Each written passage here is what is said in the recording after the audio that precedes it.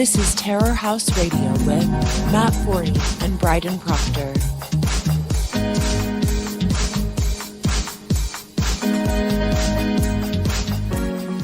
Yeah, welcome to a Terror House Radio episode number 7. I am Matt Forney, your charming and loquacious host, the founder and editor-in-chief of Terror House Press. Joining me is my co-host and producer. Yes. The indefatigable, courageous Bryden Proctor. How you doing, Bryden? It's same as it ever has always been. Nothing will ever be good. Well, I know you're excited because in a week it means you're going to be allowed to drink again. Your AA sponsor is going to be out of town.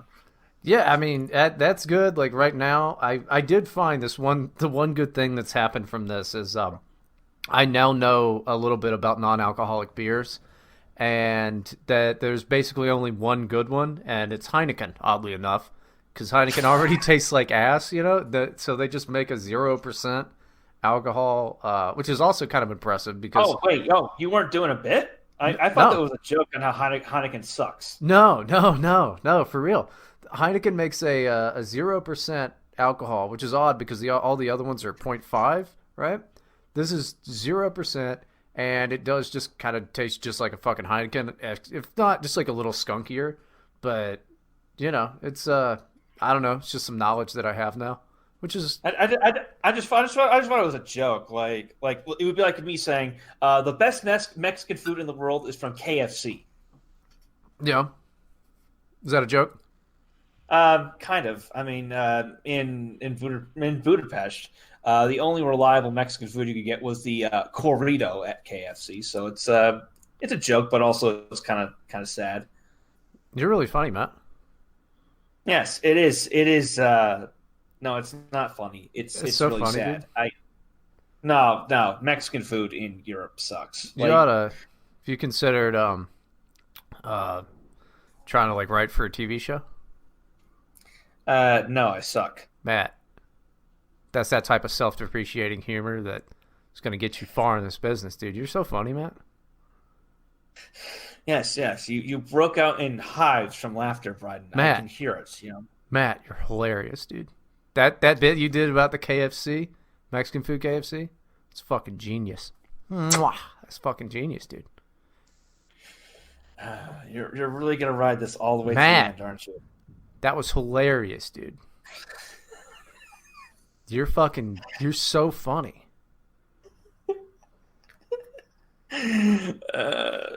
You are really, really good at making a guy feel like shit. Matt, I'm just trying to give you a compliment with just how fucking witty you are and how funny. And it's fine. All the great genius comedians have low self-esteem, so you'll fit right in because you're so funny, Now this is funny. Well, that means a lot coming from you, the funniest guy I've ever met.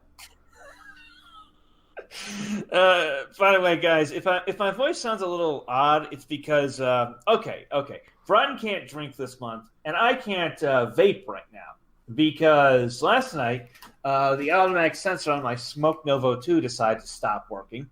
Mind you, I only bought this thing like 2 months ago, and that was because the automatic sensor on the previous one also broke. Starting to sense a pattern. I initially thought it was the coil on the pod burning out, so I walked about a half hour across town to the only vape shop in Yerevan that sells smoke products. So I bought myself a couple of pods. I got myself some juice because the juice I had kind of sucked, and I'm almost out of it anyway. I walk all the way back, get some shopping done, get to my apartment, fill up the pod, and insert it into my Smoke Novo 2. Expecting to get a nice hit, and it don't work. And I am not by the time I got home, it was like 6, and the vape shop closed at like 7:30 or something, so there was no way I was going to be able to make it back. So I bit the bullet. I've got snus in my lip right now, the authentic Swedish stuff, and this is some fine stuff. I love snus. It's just impossible to get. Do you like snus, Bryden? What's your opinion on snus as a veteran smoker? I mean, I forgot what it was until you told me, and I remember it's like not terrible. It just kind of tastes like a mint. After a while, I know it would like start to hurt my lip or whatever, but because you can gut that, like you just swallow it, and well, like American snus, I've had American snus. It's garbage. The best snus is like the authentic Swedish kind, which is almost impossible to get. Like here, it grows on fucking trees for some reason. Well, and this tin cost me like $4, so I'm not complaining. I don't think tobacco grows on trees. Really, it's more of like, it's like just a crop. It was a metaphor, Brun, because I'm so funny. Yeah, you're really hilarious, man. You just paint these pictures for me that, like, God, I've never heard anybody so gifted with that silver tongue. Just the gift of gab that you have is something to behold, man. And by the way, here's a fun fact for you. It's actually illegal to sell snus in the European Union except in Sweden. Which that makes a whole lot of sense, doesn't it? Does it come in like the packs, like the little, like because the only one I've ever had is the Camel stuff that like comes in the little pouch. It comes in, yeah. It's the pouch kind. Yeah, you put the pouch in your upper lip, and it comes in little tins. But like in the actual place where it's made, you can't buy it. I guess it's kind of like. Here it comes, guys! Get ready! Get ready! It's like Jack Daniels and the Jack Daniels distillery being in a dry county. Oh. I wonder sometimes like people stumble across this podcast who don't know who we are, which I imagine is a lot of people because we're rapidly growing, and they must think that we really, really hate each other or something. It's awesome. I'm proud of myself. Yeah. But yeah, enough of that. We're going to be having on this program Dawson Wohler. He's a writer who's written for Terror House and many other publications. He's a smart, funny guy, really talented young writer. We'll be here to just shoot the shit and talk about writing and stuff and more stuff. Just that exciting freeform format you've come to know and love from Terror House. And in terms of news, we didn't do a show last week because both Bryden and I were busy, but just a reminder that our second book, The Columbine Pilgrim by Andy Nowicki, it's out now. Go to terrorhousepress.com, buy it. We're actually running a special promotion right now because we got a nice write-up up from the American Sun at theamericansun.com. Really great guys. And you can partake in this promotion as well because we love you. You can use the coupon code American Sun when purchasing the paperback version of the Columbine Pilgrim and get 20% off. So go get the book, kids. It's there'll be a link in the description. Well, you know where to go, terrorhousepress.com. And of course, if you have questions for us before the show records, go to streamlabs.com/terrorhousemag. Terrorhouse Magazine, my bad. Anyway, we'll have Dawson Wohler on in just a bit, so stay tuned. This is Terror House Radio. Okay, welcome, Dawson, to Terror House Radio. How you doing? And thanks for coming on the show. I'm doing great. It's a pleasure to be here. Yeah, and just you didn't hear the first segment of the show, but I got to reiterate. I'm using snus because my vape is broken.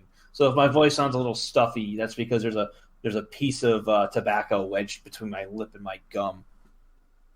Well, what's the difference between that and a vape then? Because I don't do either. So, well, the vape is like it's like a cigarette. You put it to your mouth and then you put it away. So like normally you'd hear me just exhaling, whereas like this is like having a really annoying piece of like meat stuck in your teeth, except you put it there deliberately because you're an addict. Oh, it's like chew? Yeah, not really. You just hold it in your lip for like 20 minutes or so until it drains out, and then you just take it out and put it on the tray. Yes, it's like chew. But it's like the vape equivalent of chew. No. Yeah, it's the Swedish equivalent of chew. You still get like mouth cancer from it. But, he was like, "Oh, it's like chew." and then you go no, and then pretty much just described exactly what you do with chew. It's the only difference is like it comes in this pouch, right? So it's like a little pouch instead of being like loose, tobacco for shreddings. Yeah, it also makes your mouth water and your gums bleed. So, yay me! Man, this is a ringing endorsement of nicotine, I have to say. Yes, yes. We're all pathetic. Well, I'm a pathetic drug addict, and Bryden is a noble drug addict. Yep. 7 days, Bryden. Just remember, 7 days. I know you're excited for that. I mean, there's like no. I think that I would be more excited when really it's like, then what? I'll just I can drink some scotch again and like that. That'll be nice, but no, nothing is good. Nothing will ever be good. So, well, it'll be entertaining for us because we get to hear you screaming again on shows. Yeah, you had a lot more bringing that energy. high, bright energy. It'll make your let's plays of shitty horror games, way more entertaining. Yeah, I mean, it's just I don't know. I just don't see why anybody wouldn't drink. I'm thinking maybe cutting out cheese for all of February and see if it affects my farts because well, I mean like the beer makes you fart, right? And like that didn't I'm still just farting a lot. And what's really odd is like I'll still out of all of these many days, like I'm not hungover, but there's still probably once or twice a week where I just wake up and still feel like shit. Like I just physically feel like, oh no, what happened? I think that's just called being old. Yeah, it's bullshit. It's fucking gay. It's the aging process. I mean, I wake up every morning like after having horrible nicotine nightmares, wanting to kill myself. That lasts for about 30 seconds, so like nobody get worried. But that's just the natural, aging process. No. It's amazing how when you turn 30, like your default mode goes from thinking about all the wondrous possibilities of life and the great future ahead of you, and then you just start darkly brooding about how you're a piece of shit who wasted your youth. Yeah, dude, that happened when I turned 18. So. Oh damn! Well, you're well prepared. You're well prepared for when you get to our age, then. Well, I just figure it can only get worse now. I mean, if I'm already roughly at your point, like, I don't know. Nah. See, nah. There's a difference. When you turn 18, you're like, oh, and you start thinking about like how big and scary the world is and what a piece of shit you are. But the thing is, you haven't fucking even had an opportunity to do anything yet. I'm 32, and I look back and go, I barely remember my 20s. I don't think that they were that great because I'm like just physically destroyed, not from like athletics or anything, just from how much fun I thought I was having. And then now I go, I feel like I should have more money and own land. But boy, howdy, at least 15 people might, listen to a podcast or something. And 15's probably generous, I gotta say. Yeah, I can be like, oh, sweet. Speak for yourself, Bryden. This podcast is very popular. Oh, it's the most popular podcast since the Rick and Morty show, right? It's the most popular literary podcast. Yeah, who the fuck cares about literature, dude? I was thinking, I hate literature. The whole idea is just dumb. Oh, let me write things down. Hey, idiot. Have you ever heard of podcasting? Yeah, checkmate, Plato. Fucking spoken faggot. like Rousseau. Yeah, Brian. Actually, it's funny. I was thinking about that a lot for some reason. For some reason, like I think a lot about your assertion there, Brian. You say you don't read books because you don't want another man to cuck you with his thoughts. Like that's correct, right? Yeah, that's what I tell people. Yeah. Well, I was thinking about that a bit deeper, but like when you watch a movie, by that logic, aren't you being cucked by the director? When you play a video game, aren't you being cucked by the designer? I mean, it depends on the game, obviously, but if you're like playing like a Hideo Kojima game, he's definitely cucking everyone who plays his games. No. If you're like music, aren't you being cucked by the musician?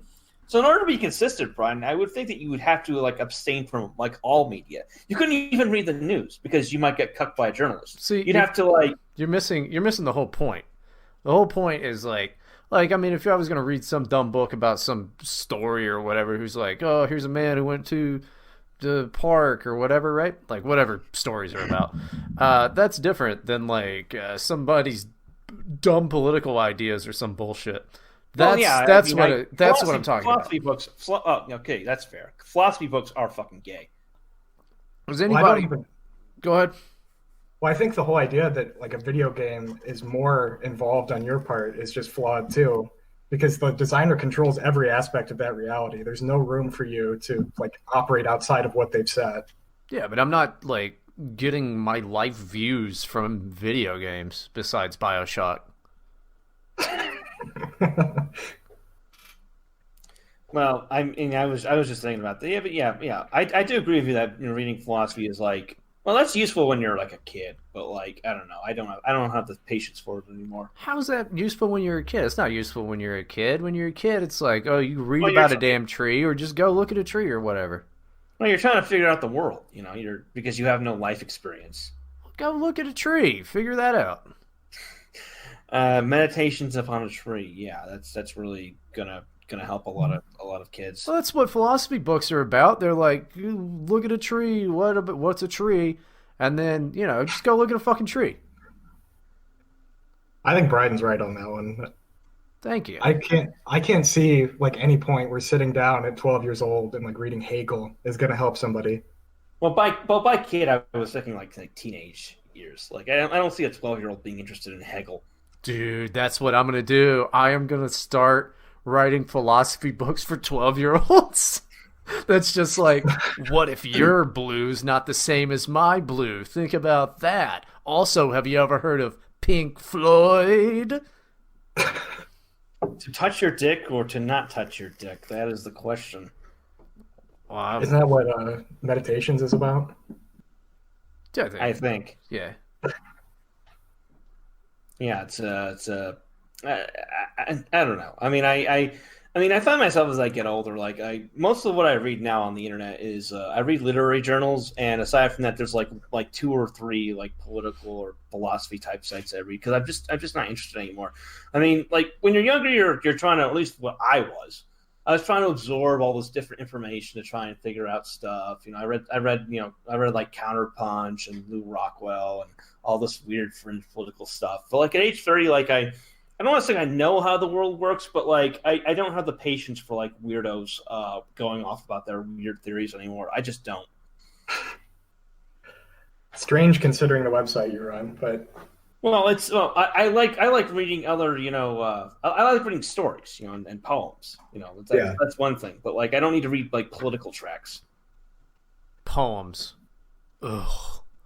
Like if you're gonna write. Here's my beef with poetry, dude. If you're gonna write a poem, like, why don't you just put in the extra effort and either make it a song or write a book? What the hell? Poems. I hate poems. Poems are cool when they're done right. They've never been done right. True poetry has never been tried. Yeah. You've never read Howl by Allen Ginsberg? That sounds like somebody I wouldn't read. You've never read Variations on a Theme by William Carlos Williams? Well, you wouldn't get that joke if you haven't read Carlos Williams. And spoiler, he sucks. Well, I mean, I'm just saying, like, any good poems that have ever been written, they were just like, this is really good. Let me get my friends that can play music, and then we'll, start a band. Or, like, you start writing, and you're like, oh, well, this is a really interesting poem. I'll turn it to a story.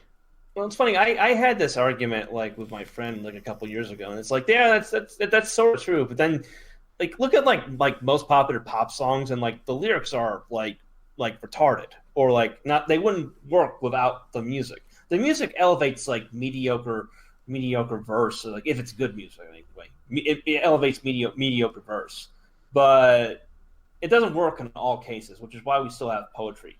I will say though that like rhyming poetry has kind of been superseded. Like if you're trying to do rhyming poetry in this day and age, you're fighting a losing battle. I think the only real appeal of poetry is like in the form itself, because you can't, like Bryden was saying, you can express those ideas through prose much easier and more, I would say, probably approachably than you can through verse. Well, when I think of poetry, like this kind of stuff I like, it's like something that's like really off the wall. Like there's something I've been working on for a while called it's called Airbnb customer service. That'll probably appear at Terror House or Expat or some other lit journal when I actually finish it. It's basically me recounting all the horrible stories of Airbnbs I've stayed in over the past few years. And the catcher is like, yeah, it's a poem, but like it's in a bullet list, and every single bullet is just one run-on sentence. So like here's oh I was in this I'm not quoting here. I was in this Airbnb in the Philippines, and there was a deflated basketball in the drawer, and the air conditioner kept leaking green fluid. And then I left for the airport, and all the water in every single toilet and every single water fountain turned brown, or some other crazy stuff. Like that's what I'm picking up when you're trying to do poetry. What I like about it is like the economy of language, because I put these constraints on myself, and other poets put these constraints on themselves. So you're forced to kind of make do with less. So you're rebelling against grammar? Yes, that's what it. All right. Well, then the next time I write anything at all, don't correct any of it. I am going to make a dick out of fucking commas and submit that because take that grammar. Do it, man. Do it. I'm dead serious. Do it. I hate that. That sounds postmodern. Well, I think that's why poetry doesn't appeal to me as a medium either, is that it values language too much. I don't think that language in and of itself is anything important. Oh, really? Could you elaborate on that, Dawson? It's not that I disagree. I'm just interested to hear your thoughts on it. Well, I mean, it's kind of what Cormac McCarthy is saying, that it's just a means of getting into the subconscious. And I really don't see the value in focusing too much on making each individual sentence ring. And that seems to be the whole point of poetry. I mean, I can see the value of that. I kind of vacillate between both approaches. Calvin Westra kind of described it like this: like there are writers who write stories, and there are writers who write sentences, and like really, most people just kind of fall into one or two camps. You really can't do both. Like he named like James Newlick as an example of a writer who writes sentences. Like if you've read any of Newlick's novels, like there's not much plot, like in Valencia. It's a great book. There's not a whole lot of plot there. It kind of just goes all over the place. But every sentence is like, he just really draws you into all these weird tableaus, whether he's talking about like getting a lap dance from a tranny stripper, or, throwing his typewriter out the window, or something crazy like that. You just get pulled into it through the language itself. But it's really something that from a writer's perspective, you kind of have to pick one or the other. You really can't balance both.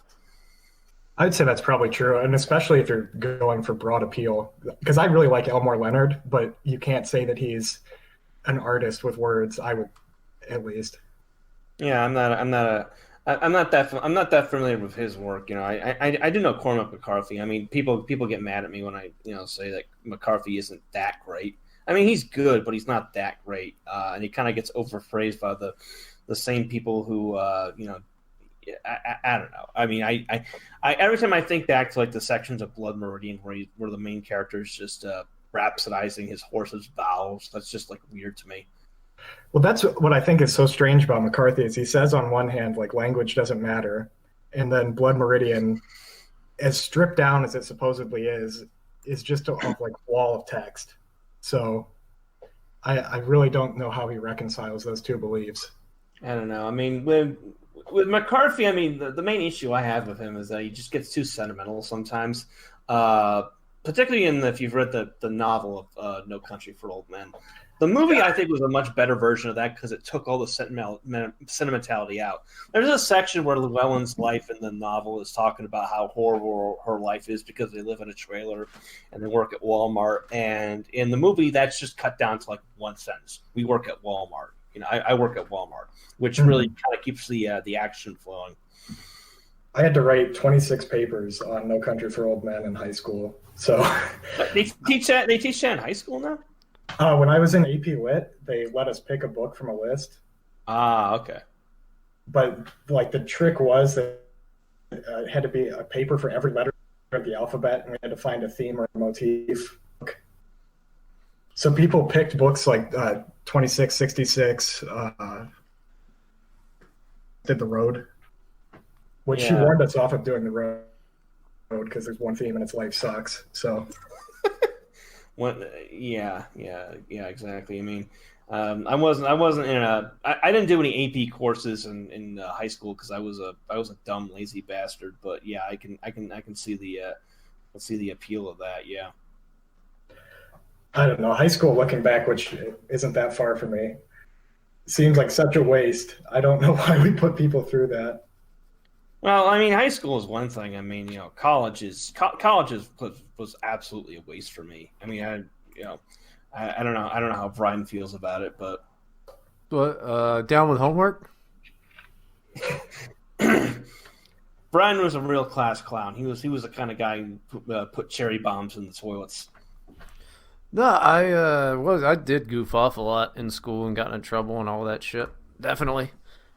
It never did the cherry bomb thing, but yeah, I probably shouldn't talk about some of it because a lot of it was illegal. I mean, granted, it was a very long time ago.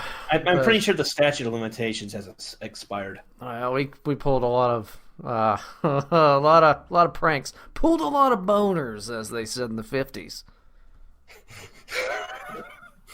I think they say that in bathhouses too. Yeah, it means something different in today's times, but back in my day, it meant a prank. Bryden pulled a lot of boners. Yeah. I went to Walmart today though. They didn't have what I wanted, but I did see this like Mexican family, and they walked by. And they like picked up the Perrier and then started laughing at it. And I know I don't know what they were talking about, but my immediate reaction was like I was offended, because I like Perrier. And I wanted to say like, excuse me, don't you people drink Fabuloso? So that is this like wine humor? I don't get it. No, Perrier is a sparkling water. It's a mineral water. Oh, you mean like LaCroix? Yeah, and in Texas a couple years back. You should be ashamed of that. What are you talking about? Do what? You should be ashamed of that. Drinking LaCroix knockoff? What? Are you kidding me? That's like Perrier is one of the higher end for Walmart. I mean, just Google it. It's been around for forever. You can get it anywhere, but it's better than fucking LaCroix bullshit. Doesn't come in a can, comes in a nice glass bottle. Or plastic, or can. They give you variety over there. But did you know that they had that problem with the Hispanics drinking cleaner, Fabuloso cleaner, in Texas? What? Yeah, Google that. Drinking Fabuloso. That cleaner. It's purple, and like day laborers were drinking it. Did they die? I mean, I hope not. I think that they probably just went to the hospital. Like, it can't taste good. They're drinking Windex here. They're drinking 409. Yeah. But, yeah, I mean, Perrier's fucking good, man. It's a good mineral water. Yeah, it's like that Darwin Award case, the near miss case of like the dudes in the Russian military base who found a canister of white powder in the trash and started like snorting it and using it to rubbing their feet with it, and then their hair started falling out and they started getting sick because it was disposed of nuclear waste material. Why would anyone do that? There are Russians in a military base. There are Russians in a military base in Siberia. They have nothing else to do besides die. I guess that's dumb. Well, that's what the Darwin Award winners do. Well, yeah, sparkling water snobbery. This is a new world for me. I haven't had any kind of sparkling water since I left the U.S. I mean, Perrier you can get fucking anywhere. It's just, I don't know. It's some French shit. Like there's that, and then there's the Italian one. That's San Pellegrino, right? That's the Italian one.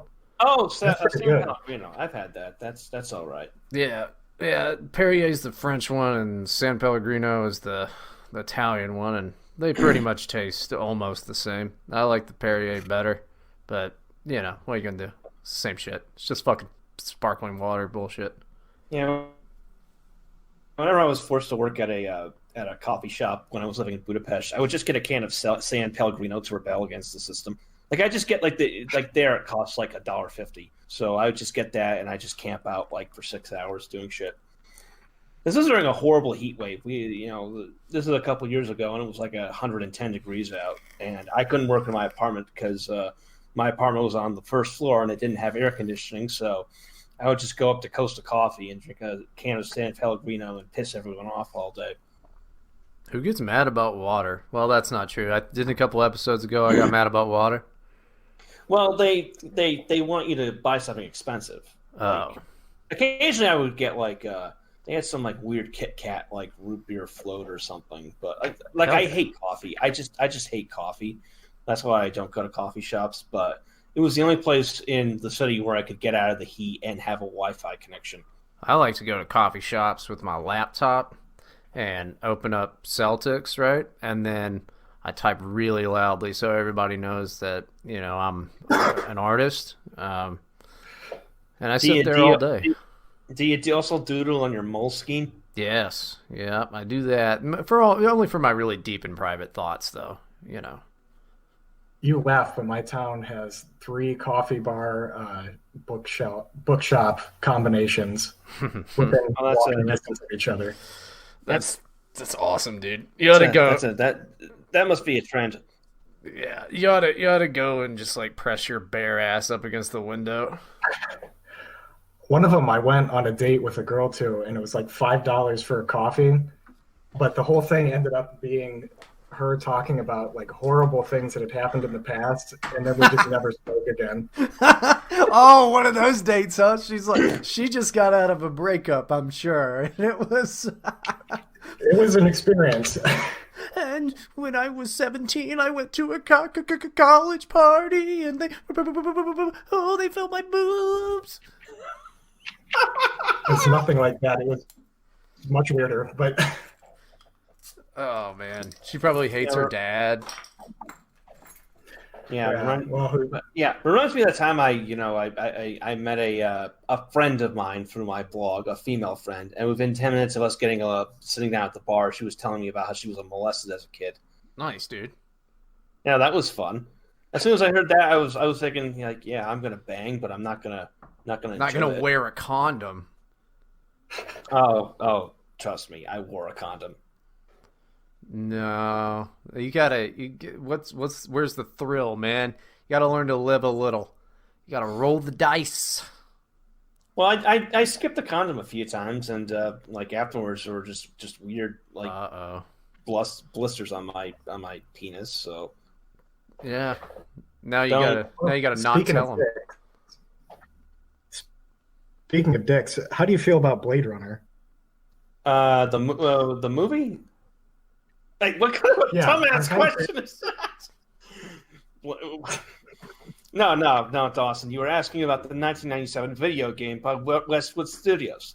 Blade Runner is one of my favorite movies of all time. Well, I was curious because I know we talked about this passingly on Twitter. But on rereading Do Androids Dream of Electric Sheep, I don't think I like Blade Runner as much.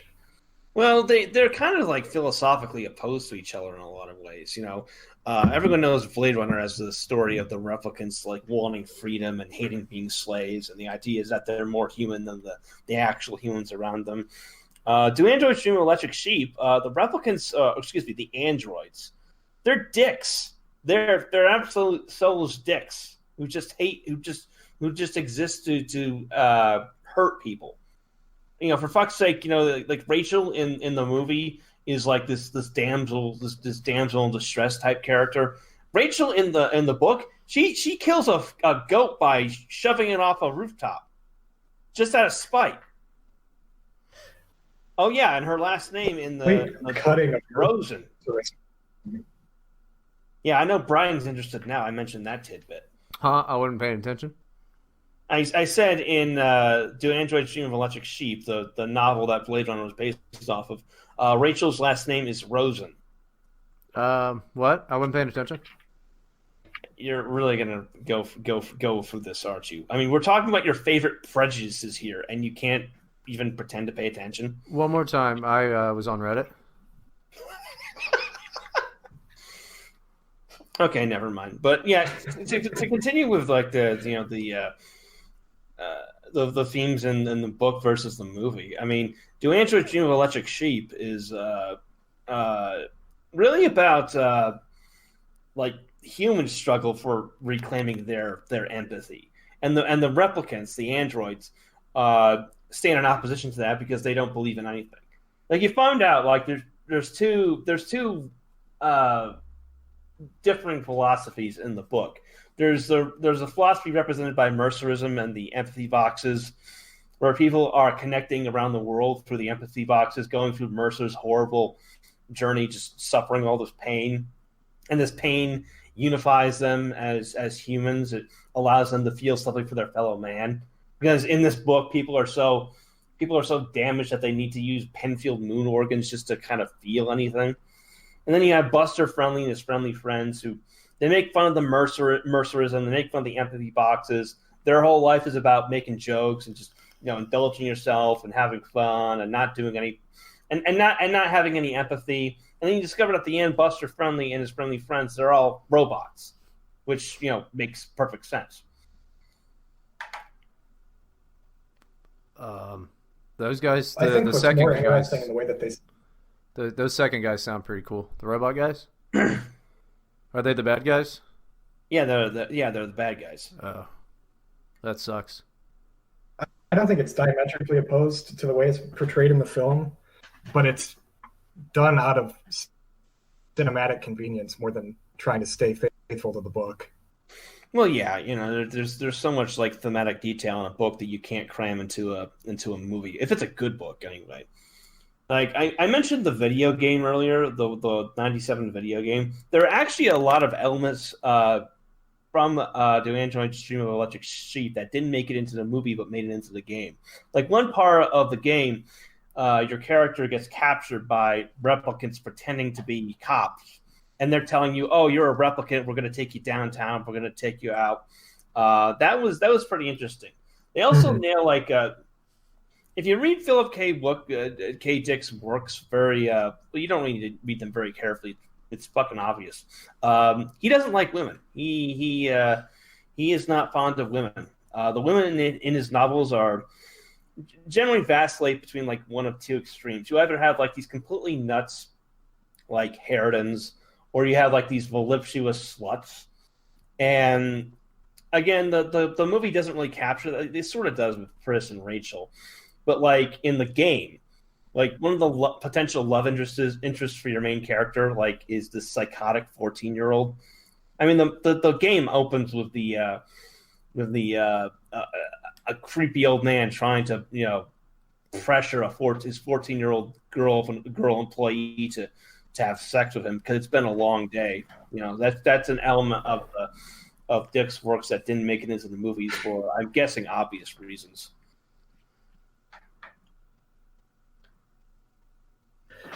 Yeah, I mean, have you read was it Flow My Tears? The Policeman Said. Oh, that's one of my favorite novels of his. I actually have a review of that on my personal blog. Oh, really? Well, sorry, but there's a section in that with the interrogation between Taverner and what's his name, the police commissioner. Yeah. About Barney. Sixes and sevens. Yeah. I feel like that would have not been out of place in Blade Runner 2049 as a ruse to say that they're, instead of like Nexus 7 models or whatever, there's a Nexus 8 and we're going to take you to freedom, and they just take them out of the woods and cap them in the back of the head. Yeah, something confusing like that. I'm going to keep saying this opinion, and it's going to annoy people a lot. Blade Runner 2049 isn't that good. I mean, it's good, but it's not like super good, and frankly, it's not aging that well. I haven't rewatched it, but I really liked it in theaters. Oh, it blew my mind in the theater. Like I at the end of the movie, I was just wrecked, just staring at the credit screen, like holy shit, this was great. But then I rewatched it a year later. I was going to write a retrospective for Terror House. I might still write that at some point. And I was like, yeah, this is good, but like now I can kind of see all the flaws poking him out the edge. The cinematography isn't right. The central plot thread doesn't make a whole lot of sense. Like the whole conflict in the movie is that if humans and replicants can have children together, that's somehow going to cause a war or something, and like it doesn't really establish that well, for the simple reason that replicants already seem pretty integrated into society. I mean, the main character's a replicant, who's he's not looked upon too favorably by a lot of people, but like he's not being hunted down like the replicants were in the first movie. So I don't. It doesn't explain that very well. Well, I think I disagree. Really? I feel like it's implied through the plot. From what I can remember, again, it's been a while, but the fact that you could reproduce with a replicant would put them on equal playing field. So it wouldn't necessarily start a war, but it would cause a lot of social upheaval. And it never seems like outright war is really what is concerning people. It's just the bottom line. Yeah. Financially, social. Yeah, treating replicants fairly. Plus, a lot of the problems in the movie are just problems of modern movies in general, like the lack of subtlety. You have you had Tyrell in the first movie, who's like this kind of a. He's obviously an antagonist, but like he's very calm and collected and very smooth. Whereas in Neander Wallace in the new movie, he's like this just extreme character who like just cuts up a female replicant just because he can, and and also, Jared Leto doesn't have the stage presence necessary to pull a role like that off. But again, that's more of a problem with modern movies in general. Just the lack of subtlety. Everything has to be driven to like obvious extremes in order for audiences to get it. Blade Runner wasn't as bad with this as other modern movies. Like if you've seen Red Letter Media's the Plinkett review of Star Wars: The Last Jedi, one of the things he points out is like why is the First Order? Why are they always screaming and yelling and getting mad and stuff? Like they all act like they're fucking insane, and that's because audiences don't have the they can't appreciate a villain that's more subtle. They can't appreciate slow movement. Everything has to be in your face, screaming all the time for people to get it. Well, have you seen The Boys? I don't know if that's. I haven't actually, unfortunately. Okay. I very highly recommend it, and I think that the character of Homelander is a good middle point for that. There's a lot of just menace. There are a lot of things that are very on the nose as it goes on, but the implication of a threat is a lot more compelling. That's the kind of thing I'm looking for. I mean, I don't go to the movies that much. I mean, well, part of it's just because out here in Eastern Europe, the only movies that make it to theaters here are going to be like the big Hollywood ones. And for the first week, they'll run them in English, and then afterwards they'll switch to a local dub. So, like the last movie I saw was I saw The Rise of Skywalker because I wanted to review it. That was in English with Russian subtitles. That movie was I think I've said enough about that movie. It was bad, but not as bad as The Last Jedi. Which I really think is a shame because I like Rian Johnson's stuff for the most part. What I've seen. Yeah, Brick is a pretty good movie. It's definitely an acquired taste, but like it's a pretty good movie. It's kind of that quirky. It's in that genre of like quirky indie premise type stuff. Like, oh, let's take a film noir detective story and make the main characters all like high school students. Have you seen Brick, Bryden? Brick? No. Yeah, Brick. Well, I mean, you like Veronica Mars, so like it might be the kind of thing you like. All right, I'll check it out. I've never heard of it. I've never heard of any of it. Yeah. But anyway, sorry to cut you off there, Dawson. Oh, did you get a chance to see Knives Out? I know you didn't. You don't get a lot of American movies, but I'll wait for it to fall off the back of a digital truck. It's pretty good. I was pleasantly surprised when I went to see it. Yeah, interesting. Yeah, I mean, like I think the case of someone like Ryan Johnson is like he's one of those directors who's just like too clever for his own good. Like the whole thing with The Last Jedi was just like subverting expectations, like subverting this, subverting that. You know, like, oh, here are all these plots that go nowhere. Oh, it turns out Rey's not really destined for greatness after all. Her parents were nothing. Like all this stuff that's like, you know, sly and is supposed to blow our minds, but just really is lame. Like that kind of thing just annoys me. But I could check out Knives Out. I mean, he's probably a lot better when he's working with a property that's entirely his own. I think that's true, and I think the too clever for his own good charge is directed in a good position or a good direction in that, because he does follow pretty much every convention. What you think is going to happen is what happens.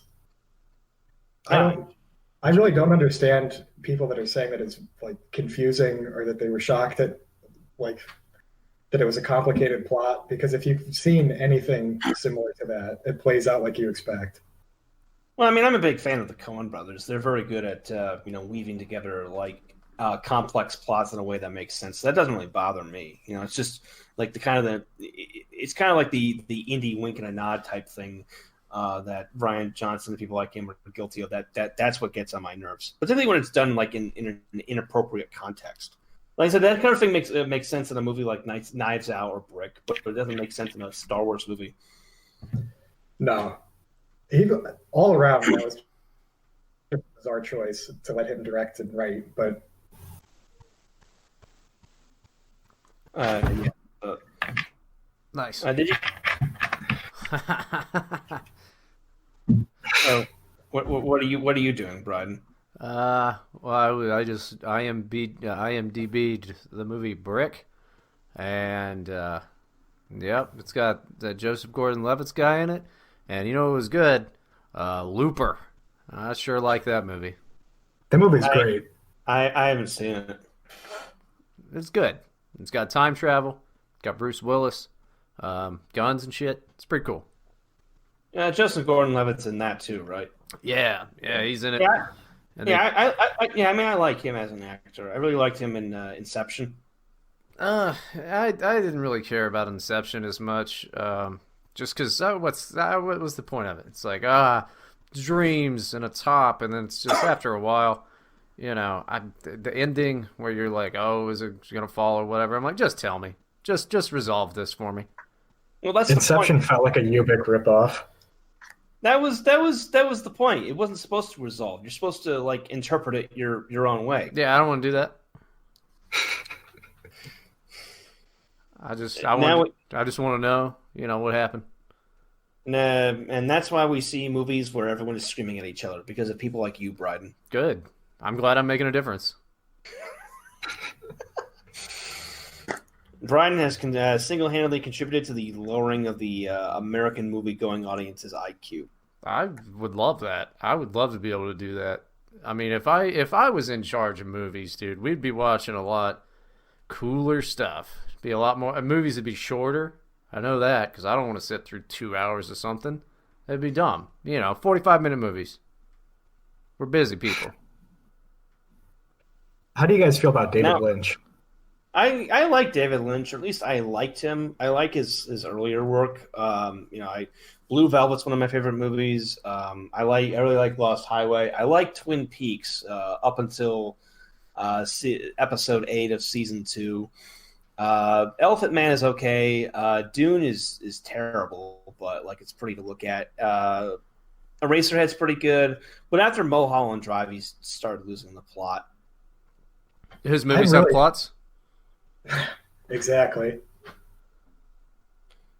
The thing of Lynch is like it seemed like as he aged, he kind of regressed in many ways. Like Mulholland Drive and like Inland Empire just felt like impenetrable indie movies made with like a AAA budget. You know, like Eraserhead was that kind of movie, but it was also his first movie. You know, so there was like a charm to it. And Mulholland Drive just seemed like it just went all over the place. And Inland Empire like didn't even have the hook of of lesbian sex. I couldn't even finish Blue Velvet. I got halfway through and tapped out. Really? I mean, it's like I said, Lynch is kind of an acquired taste, but I don't know. I thought the thing with David Lynch is like he's I'm not sure how to describe it, but his modus operandi is like he thinks of something that looks cool and then he puts it on screen without any real consideration as to whether it makes sense. This is he does that in his later movies a lot. But even does it in Blue Velvet. Like there's the scene near the end where Kyle MacLachlan goes up to what's her face's apartment, and then the man in the yellow suit is there, and he's just standing there because he's been lobotomized with a bullet, so he's basically brain dead. But he's like just standing there breathing like nothing's perfect, and it's like this doesn't make any sense. Like why if you shot someone in the head, even if you like hit the part where to cause a perfect lobotomy, they'd still like fall over. Like Lynch just put that up there because he thought it would look cool. I mean, and it does look cool, but like it doesn't make any sense. Well, that's my problem. Is I don't really care about the mechanics of being shot in the head, but thematically, a lot of the stuff doesn't seem like it ties either. Yeah, I mean, like I said, there's just all kinds of images and stuff. Like the scene in the beginning where I always forget the main female lead's name. She's being assaulted by Dennis Hopper. I'm sure that was like, again, he didn't think about that logically. That was just something that was just some fever dream he had when he was a kid, and he just put it in because he was just reliving his horrible fucked up childhood. There's not a problem with that. When it's not in service of anything, it feels completely self-indulgent. And also, yeah, and even though I love Blue Velvet, one big problem I do have is that it just takes too long to get going. Yeah. Like the first 30 minutes are basically just nothing. I would say even to the point when Dennis Hopper shows up at the female lead's house, like nothing has happened. Yeah, I mean, and that's a problem that's followed with him throughout his entire career. I mean, Twin Peaks is really good. Like the first season is really good. Twin Peaks basically set the standard for like modern storytelling in TV shows. Like stuff like Sons of Anarchy, Breaking Bad, Mad Men. Like they all owe a debt to Twin Peaks. It was the first show to really kind of attempt that kind of thing.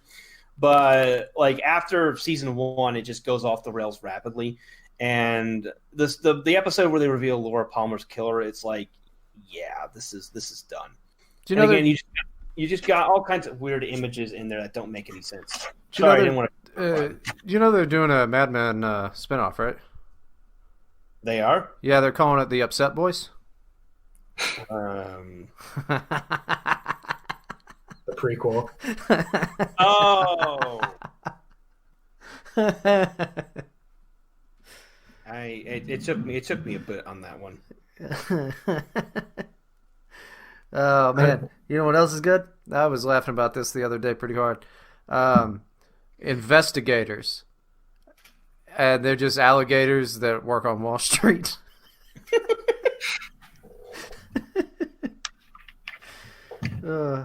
That's it. Go back to talk about fucking what's his name, Jimmy Lynch or David Larkin. Well, even going back to Twin Peaks, though, I don't know how much to credit Lynch for and how much to credit Mark Frost. I'd say a lot of it is Frost. Yeah, and I think that's probably who I like, because that was my first exposure to Lynch was through Twin Peaks, and everything else has been kind of disappointing. Yeah, like I said, Lynch is the kind of guy who needs like a creative team around him that's just kind of reining in his worst impulses. Mm-hmm. And part of the reason why though to be fair, in the case of Twin Peaks, part of the reason why the second season went off the rails is because he had almost nothing to do with it. And also because ABC was pressuring them to like ratings were declining, so it's like you got to reveal who Laura Palmer's killer is. But like as soon as they did that, the ratings became even worse because there was no reason to watch the show anymore. Mm-hmm. I also don't. Oh, go ahead. I'll also say that Ray Wise did really sell it when the killer was revealed. He did do a good job of that. Wait, you know what'd be a good TV show? You do a murder mystery thing, but at the end you break the fourth wall and the killer is you, audience. I don't know how you do it, but that'd be a twist, right? So it'd be like Metal Gear Solid 5. Yeah, that'd be cool. I'm into it. Somebody write that. It's like, it's the killer is you. I don't know how you do that. Maybe she's like allergic to ratings because that show that I would write would it'd be pretty popular, I think. Someone will probably do that when like VR technology gets advanced enough that we can have quasi-interactive TV shows or whatever they're planning to do of it. When they all plug us into the Matrix. Oh, I really, really hope people just sit around with their families with VR headsets on, just all on the same couch. That'd be really cool. The trickle of drool coming down their lips. Just trash thrown everywhere. It'd be like the part of the segment of Futurama about dating robots. Yeah, I never understood why the people in Futurama got so mad about that. Or I guess I do see why they get mad about that, but I wouldn't let that stop me. Is this Futurama or Blade Runner? No, this is Futurama. No, I don't think I got that far in then. Yeah, it's not a bad show. At least for like the original seasons. It's but there's something else I was going to think of. Actually, Brian, since you've been pretty quick, what are some of your favorite movies, Brian? Some of my favorite movies? Oh, Robin Hood Men in Tights. That's a good one, right? I don't Glenn Ross, is that? I know that's one of your favorites. That one's okay, I guess. I'm not much of a movie guy. I mean, you've got the Dawn of the Dead's really good. The original or the remake? I like the remake better, honestly. Brian's also a fan of Transamerica and Moonlight. Like he broke down in tears when Moonlight won an Oscar. Yeah, I remember that day. I don't know what else is good. I mean, I'm much more into the TV show stuff, but like, there's good movies. Pineapple Express is good. I mean, that's not bad, but like the rest of the Apatow comedies, it didn't really age well. I mean, there's not, just comedy movies really. There's a few horror movies I like, but I mean, what are you gonna watch that's you haven't seen already? Like, Kids. That's a fucked up movie. I don't think I've heard of that one. It's an indie movie from the 90s. Like Gummo or like Todd Solondz's work. Yeah, except it's about AIDS. That's rough. It's rough. It's got wasn't that like that was, if not her first, one of her first. It's Chloe Sevignon or whatever's in that, right? Yeah. But yeah, that's I'm not a huge fan of that era, but I do like Todd Solondz's films. Like Welcome to the Dollhouse is really good. And then like storytelling is also really good. Like there's the scene at the end where like the Jewish kid is trying to explain to his parents that if it hadn't been for Hitler, none of them would have been born. They all get pissed off at him. That is so fucking hilarious. Shrek is probably the best movie ever made. No applause for Shrek. Stunned silence.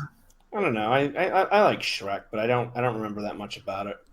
It's pretty good, man. They wouldn't get out of his swamp, and then he had to go and do a task for Frasier to go and slay the dragon, but the dragon turned out to not be that mean. And the princess, turns out she was a Shrek, and then he gets his swamp. Is that why you like it so much, Brian? It's basically an autobiography. Yeah, because I had to do tasks for Frasier. And you also live in a swamp. I do live in a swamp. I like parfaits more than onions, though, and I do have a donkey that is a black man. Well, you mentioned horror movies. How do you feel about like the A24 stuff? that seems to be dominating that now. Well, I don't know what that means. Like Hereditary, The Witch. Oh, Hereditary was fucking garbage. Oh, really? That was fucking stupid as shit. You get that dumb cunt from United States of Tara in there, and it's like, oh, this is about schizophrenia. And it's like, shut up and make a movie about a ghost, idiot. It was just dumb. And then, like, the old tits, and then just, I heard it was really good, and then it was just fucking dumb. I paid like $8 to see that piece of shit. That was dumb. I hated it. Did we watch the same movie? I assume so. I mean, did you see Old Tits and there was like an ugly girl in it? Yeah. Yeah, that movie was fucking dumb. You know what else was dumb? What was it called? Not the Bumbaclat. Not the, what was that thing? Babadook? Yeah, that was dumb as shit. Stop making movies that are supposed to be like about things, allegories, or what the fuck ever. Tell me a story about a ghost or a dude with a knife, all right? Let's do that. I mean, I disagree, but I think the Conjuring movies are good too, so. I don't know. I mean, you know what's trash? Movies that I think they finally stopped making them. Paranormal Activity, dude.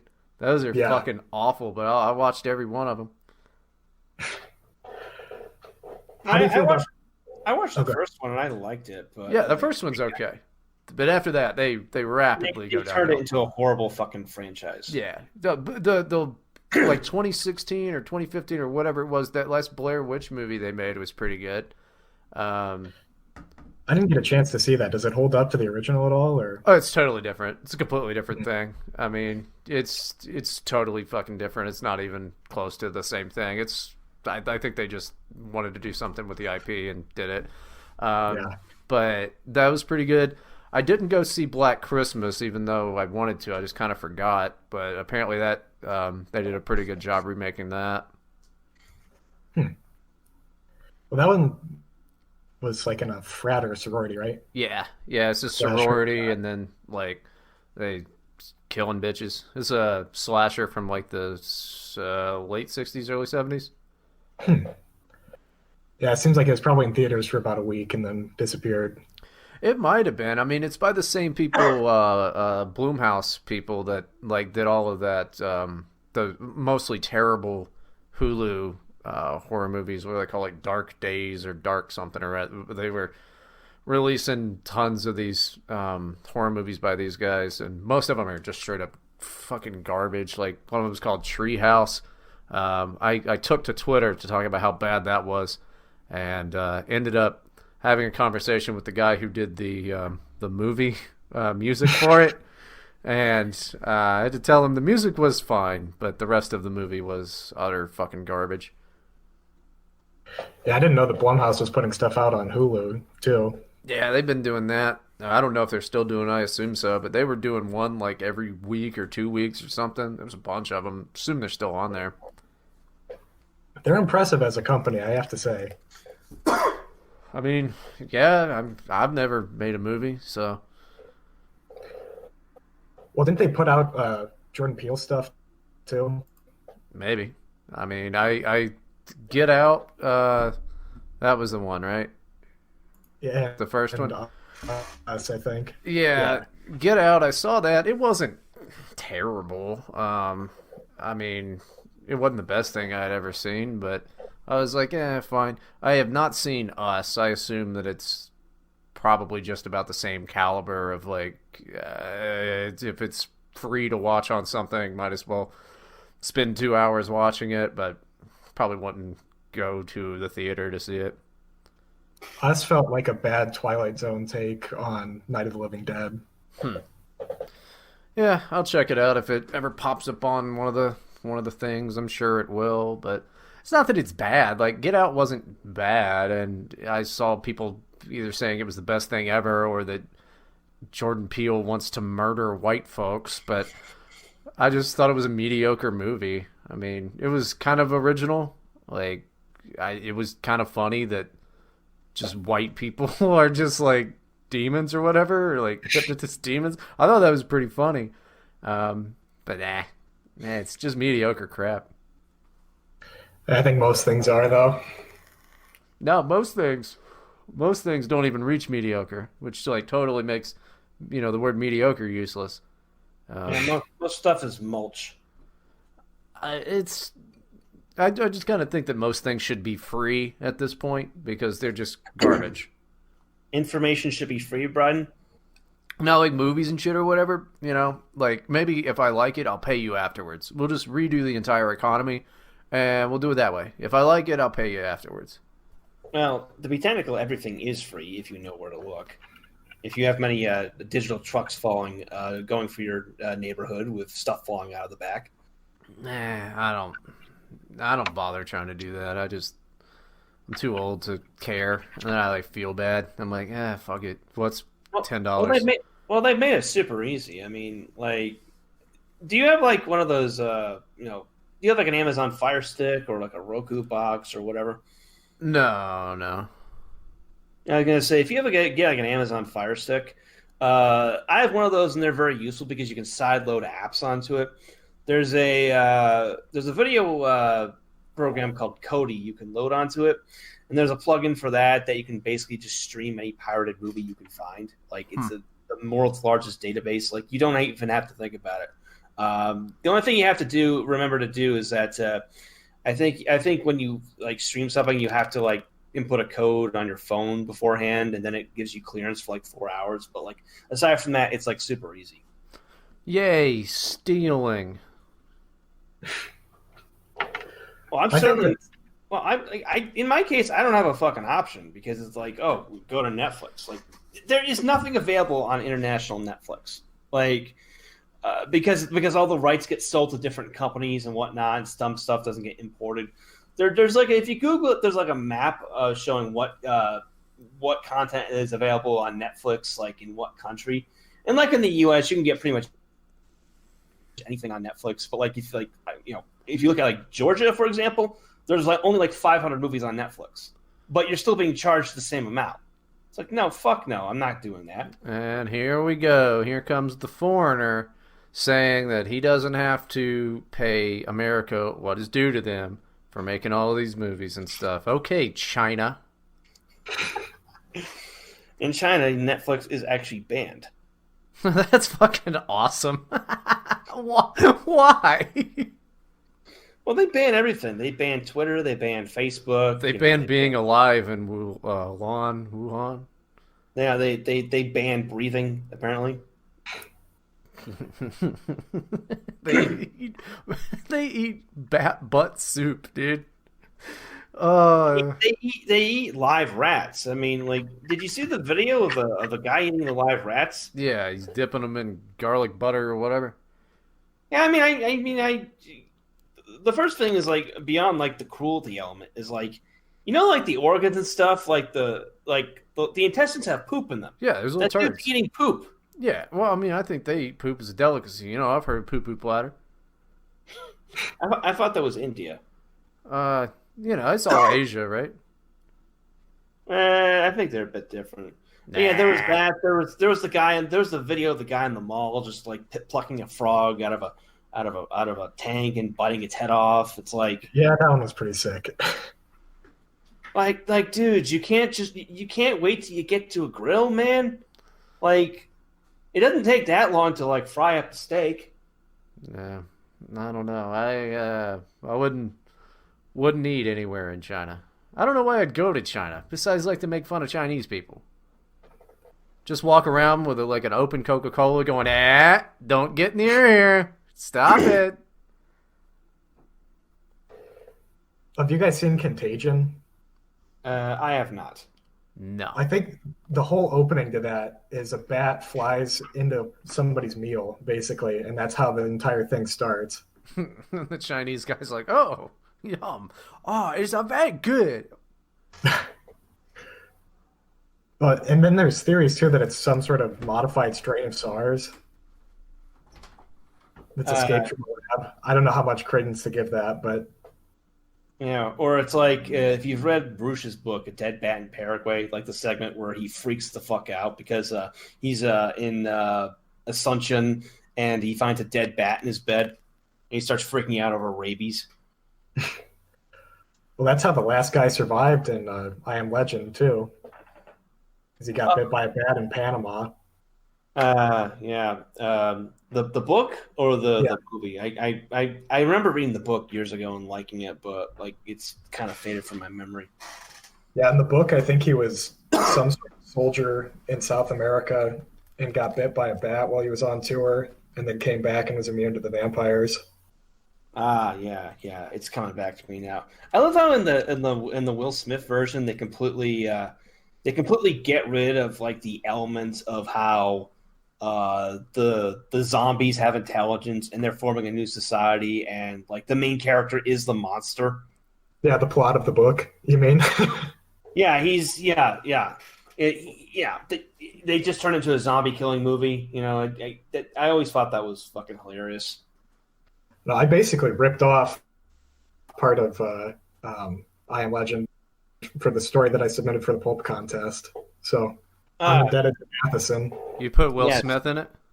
Yeah. That's what you did. You were Yeah, Dawson's next contribution to Terror House will be Will Smith, Bronze Age pervert /fic. I'll give it a shot. Why did they never make a Wild Wild West 2? Probably because the first one was really bad. That's not true. Okay, Bryden, please defend Wild Wild West. It's got a big ass fucking metal spider. It's got Will Smith and a cowboy hat. Like, that's pretty good. I mean, I guess if you've got an IQ of 90. Okay. Yeah, I'm sorry that you have to be entertained by such brilliant works as Blade Runner. What was the Do you music like in that? that? Was there any fucking wiki wiki wow wow? No, there wasn't. And Men in Black, of course. Mhm. Men in Black is good, I'll give you that. I was really afraid it wasn't going to hold up, but we watched it on New Year's again, and it was great. Yeah, you got Johnny Knoxville in that. Is he? Yep, he's either in the first or second one. Well, and then the woman from Twin Peaks is in the second one. I know that. Which woman? The one who played Laura Palmer, or? No, the one with black hair. Oh, Audrey Horne. Yeah, Sherilyn Fenn. Yeah, she's great. There's such strange movies, and especially like the comics too, look completely different. A lot darker tonally. I haven't read the comics. I'm not a comics guy. I'm not either. I was just on Google Images after I watched the movie, but Okay. I mean, I don't know. I mean, funny. I do remember liking Wild Wild West as a kid, but like I just chalked up to the fact that I was a kid. Yeah. You know, as when I became a man, I put aside childish things. Well, look at Wild Wild West. Okay, that's pretty good too. I'll admit it. Yeah, it's really good. Oh, wicked Wild Wild West. tries to have a renaissance every 5 years, and it never quite pans out. Just because everybody's dumb now and can't appreciate art. Oh yeah, he was so good in Suicide Squad. Gemini Man is art. I haven't watched that shit, dude. I just I treat him like Michael J. Fox, you know. I just watch like just Men in Black and Wild Wild West, and then like with Michael J. Fox, I'm pretty sure he's never done anything besides Curb Your Enthusiasm and Back to the Future. Yeah, Suicide Squad is only notable because it had the worst iteration of the Joker ever. Well, I've never seen that, but I do like the fact that Jared Leto just got like completely cut the fuck out of it, and that makes me pretty happy. Yeah, that's good. You know, he pitched a fit over the new Joker movie because he wasn't in it. Well, I mean, you don't know how true that all is, but it's still pretty funny. I hope so. I don't care whether it's true or not. I don't want realism, Bryden. I want magic. That's why you turn on a wicked Wild Wild West. That went right over your head, didn't it? Here come the men in West, cowboy hats and wicked wild wild. Here's a hint, Brian. Watch the movie version. It's about domestic violence. I think I can get your interest in that. I haven't paid any attention to what you said. I was singing the Wild Wild West song. I was trying. I made a reference to a famous play that was made into a movie starring Marlon Brando. I don't know. The only thing I know about Marlon Brando is like he got really fat and he couldn't talk very well. Yeah, this was when he was still skinny. And apparently, yeah, he was in that one war movie or whatever. Apocalypse Now. Yeah, I've never seen that. That was when he was fat and he had a heart attack. And apparently, him and Richard Pryor used to bang. Like have sex? Yeah. Like, With I each was other? I was initially gonna be generous and be like they by bang I meant like did heroin. No, they probably did that too. Go Google it. That's a disgusting image. Apparently, I mean, apparently they used to I can bang say each one other. thing though. In that arrangement, Richard Pryor was definitely the top, just by logistical necessity. I mean, I really don't know. I just know that apparently, I think it was Richard Pryor's like ex-wife or something like that was like, yeah, they used to bang. Yeah. Richard Pryor was the only man with enough reach to get past the fat folds. Richard Pryor was hilarious. Oh yes, he was. Remember his epic role in Superman 3. He was in I Am Legend, right? He was also in Coming to America. Yeah, that guy. Be funny if Norm Macdonald was black. He isn't? No, not yet. In spirit? I just am thinking really now about Norm Macdonald in blackface. I mean, if anybody could pull it off, you know. He's already had nothing left to lose. So when is Norm coming on the show? When is who? Norm coming on the show. When he returns my calls. A lot of people don't return my calls. I wonder why. You could tweet at him is pretty cool because sometimes he does respond, and it's usually just he like live tweets baseball games and shit. Sometimes golf. He's a weird Twitter follow. Well, I'm not on Twitter, Brian, so that doesn't help me. Well, send him an email. His name is probably Norm McDonald at apple.com or something. Try his Gmail. I don't know. I assume he's more of a Proton Mail guy, but hey, it's worth a shot. Maybe. He's a little too old, I think, to do that. Never too old to learn proper internet security, Brian. Well, some people don't want to, dude. He's old. What do you think he's got to do? You know? He's like, just sits on Twitter on his phone or... I mean, John McAfee pulled it off. John McAfee is a computer guy. And future president. That's like a completely different thing. That's saying it's something totally different there. Well, yeah. But anyway, did you see John McAfee's election video? No. Which one? Campaign video. Now as he put it, he's running his campaign is going to be based entirely on anal sex. Well, I haven't heard that platform before, so. He's also running on giving people over the 65 the legal right to shoot anyone they want. That's pretty funny. I think that's a winning platform, yeah. He's going places.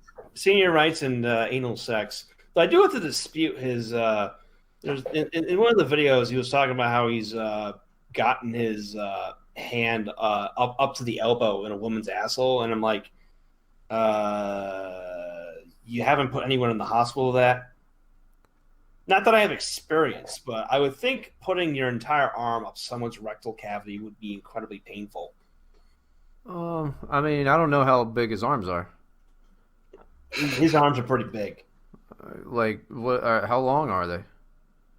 Long enough. And also, like, the large intestines are not... It's not like a vagina, you know, where it's just, like, in and out, in and out. The intestines are a confused, tangled mess of flesh. Well, unless he's, like, triple jointed, I'm not buying it. He could bend his... You know, he's got his wrist. He could bend it. Yeah, you can bend your wrist. It'd but be then, like... you know, the rest of the arm, you know? No, it'd be like how some people can... you know, get chips out of the bottom row of the vending machines. Maybe he's got that. Or, like, who knows? Maybe maybe all the women he's involved with just can't shit properly afterwards. It could be it. I don't claim to know what he's up to. And I think it is embarrassing that you would claim to know that John McAfee has not stuck his arm completely inside of a woman's asshole. Well, I was just that less believable than the fact that he had sex with a whale? Yeah. Or was it? the sexual whale Contempt for part life. that's totally 100% true. Well, there you go. I can't imagine how much friction you get with a whale, though. So Oh, he probably has a huge dick. That's why his arms are so small. It's like Ricky Berwick. yeah. But anyway, we've been going for about an hour. I think it's. I think we should end on a high note. Before we go, Dawson, is there anything like any projects you have in the works? Any news stories you're working on and such? I've got a few stories that I'm working on that I'm hoping to get published in a few different places. So, and I've got stuff out on Terror House and Expat before that. So, Definitely, yeah. Anything else you'd like to plug? Your Twitter, any other social media? my Twitter is Dautism Speaks. So, just follow me there, I guess. Yeah, I'll throw a link to that in the description. Bryden, anything else you'd like? Anything you'd like to plug? No, I don't do anything anymore. You should promote your D Live more often because you're actually fairly successful there. Oh, I'm not successful there at all, dude. I get like 5 people to come and watch me, which is cool. I like all 5 of those guys. Yeah, but you've got twice the subscribers I do. Oh yeah, that's true. Yeah, it's just D Live. I'm Bryden, and I'm there all the time now. Every day of my life is what I do. You say that with such resignation. Well, there's just, I mean, there's astronauts and doctors and shit, and I'm not doing anything. You're entertaining the world, Bryden. You're giving us the most important gift of all. That's laughter. I fucking hate the world. There's the high note. And But yeah, go check out Bryden's D Live, and of course you can check out my site at mattforney.com. You can check out my YouTube. You can check out my D Live. You can check out my Telegram and all that shit's in the description. But anyway, that'll do it for this episode of Terror House Radio. Be sure to check in every day at Terror House Magazine, terrorhousemag.com for our latest submissions. Check out our books at Terror House Press at terrorhousepress.com. Follow our social media links in the description. And don't forget that you can always check out past episodes of Terror House Radio at terrorhouseradio.com. Terror House Radio is produced by Bryden Proctor and presented by Jugs. Intro music by Meme Extremist. Illegitimate Non-Coverundum. Don't let the bastards grind you down. I'm Matt Forney with Bryden Proctor and Dawson Wohler, and we are out.